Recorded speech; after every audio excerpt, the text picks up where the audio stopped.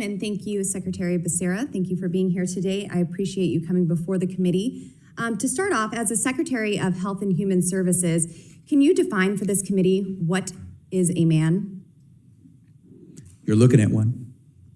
Oh, I love that answer right back. He's right. Xavier Becerra, Spanish guy, or, has that ethnicity of, Latino or Hispanic or whatever. And he says, you're looking at one, baby. Great.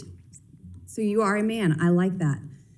Can you tell me, can men get pregnant? Unless you know something I don't, I think the answer is pretty obvious. What is that answer, sir? I'm asking you, is there something you know that I don't know that would say that a man... Well, I'm asking what you know. Can men get pregnant? I'm not aware of it.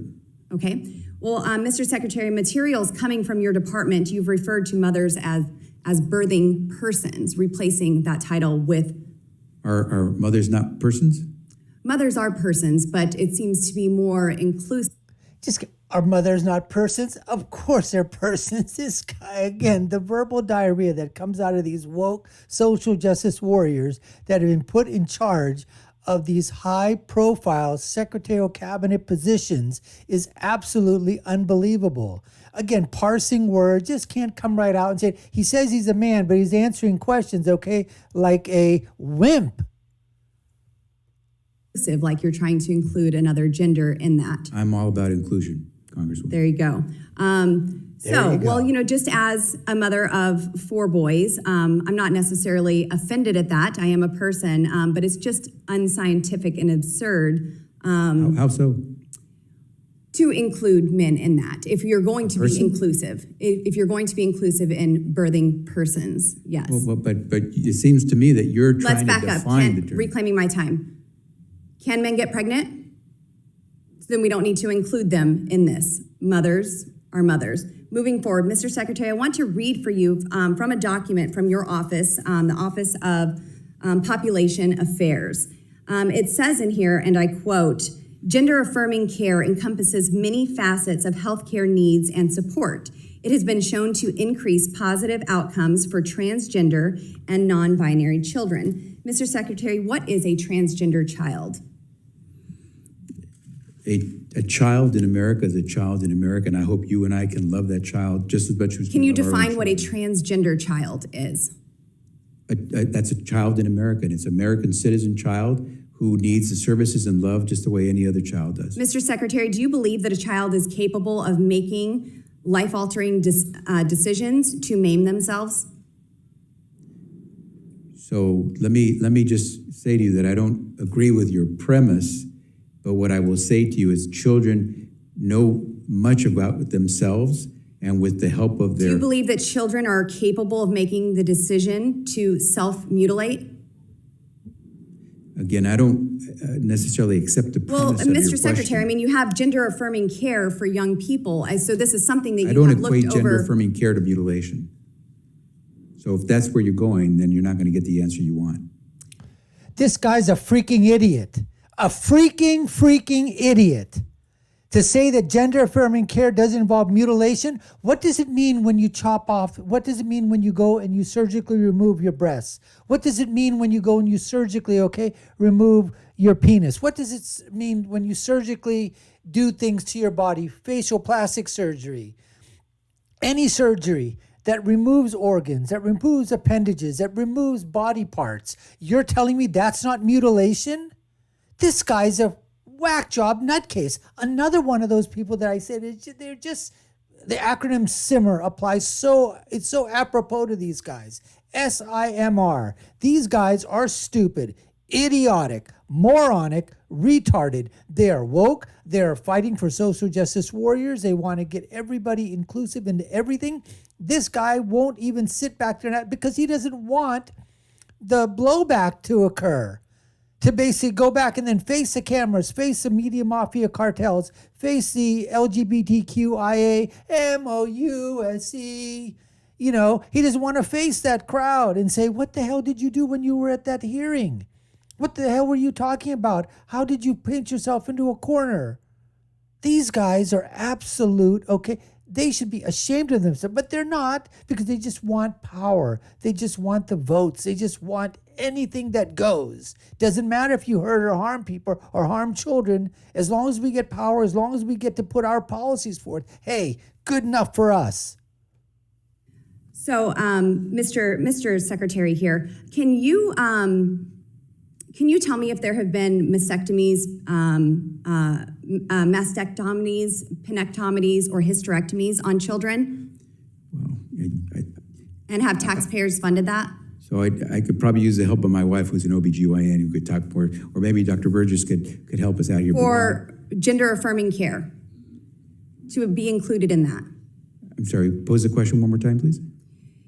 In this gender-affirming care, Mr. Secretary, have there been tax dollars put forward to fund mastectomies, penectomies, and hysterectomies for sex reassignment purposes for minors with gender dysphoria? So Americans are entitled to receive healthcare services. If they are entitled to receive any of the services that you just mentioned, then it would be against the law for us to try to deny them that care. So for the record, you favor HHS's funding being able for sex reassignment, for surgeries on minors? I will do everything I can to defend any American, including children, whether or not they fit the categories you have mentioned or not. And if they talk about gender-affirming care, I am there to protect the rights of any American. Mr. Secretary, I want to turn to a different document. Your office released this gender-affirming care is trauma-informed care. In this document, you clearly state that gender-affirming care includes puberty blockers, hormones, and surgeries for minor children. You go on to assure parents that there is no scientifically sound reason to doubt hormones and surgeries are helpful to minor children. You also discuss. I just have to stop this thing here. He's basically saying that there are studies and things that are showing, and he's basically pleading with the parents, hey, guess what? You know what? Giving puberty blockers, giving medicines, giving hormonal replacement therapies, surgical removal of appendages, there's nothing out there that will absolutely harm your child whatsoever. This is easy peasy, quick and breezy. This is what this moron, the Secretary of Health and Human Services, is basically saying that it is okay for children, minors, to mutilate themselves. We don't even allow, you can't even be 18 until you get a beer, 21 until you can actually go get a drink. Can't get a package of cigarettes for 18, can't get tattoos. Oh, but you know what? Go ahead and have some surgery to remove appendages from your body or add appendages to your body. That's perfectly fine. You can't take any kind of drugs, can't take any marijuana, can't do anything like that, right? But you know what? Puberty blockers that aren't even assigned for that purpose. Oh, let's just take drugs that are off-label and give them to you for puberty blocking. That's perfectly fine. Discuss this in a document that the potential for removing children from their parents is on the table if they're not providing gender-affirming care. Mr. Secretary, do you think that parents who believe in two genders only should have their children removed from them? Mr. Secretary, you can answer or respond in writing. Her time has expired. I can respond very quickly. Congresswoman, I believe in supporting and protecting transgender youth. I believe that they, along with their parents and their caregivers, will make the best decisions. And I would really urge that politicians like you stay out of their business. Politicians like her? What about politicians like you? You're the Health and Human Secretary's secretary. You're the Secretary of the Health and Human Services. I'm so freaking perturbed right now, okay? I can't even get the words out of my mouth. This guy has the audacity, the temerity, the nerve, okay, to tell Lauren Boebert for politicians to stay out of it. You stay out of it, damn it. You stay out of it with your damn policies that are there that are actually ruining the lives of children. This is unbelievable. This guy is just, this is what, oh my goodness. These guys, okay, they put forth policies that are harming our children. They don't give a damn. I would urge that children get to stay with their parents. The woman's time has expired. The committee Mr. Chairman, may I please have unanimous? No. This is, I think I've said everything I need to say, and I've got to control myself over here. I know you guys are jumping out of your seat, and if you're not jumping out of your seat while listening to this video or listening to this crapola that, Xavier Becerra, okay, I'm a man, whoop-de-doo. And it's, so you know what? That's right. It's on the table that if parents don't go along with their children's wishes, that they want to have sex reassignment surgery, they want to mutilate their bodies, that you're going to take the children out of the parents' homes. What are we living in Nazi Germany right now? These guys are absolutely intercoursing nuts. And yes, I said intercoursing. Figure it out. These guys are absolutely nuts. Siding on to give children rights that we don't give them for anything else because they haven't reached the age of maturity. But for this decision, life-altering, they're mature enough to make a decision that's going to affect them for the rest of their lives. But every other thing, they can't. Unbelievable, folks. Unfreaking believable. Anyways, we thank you for watching this video.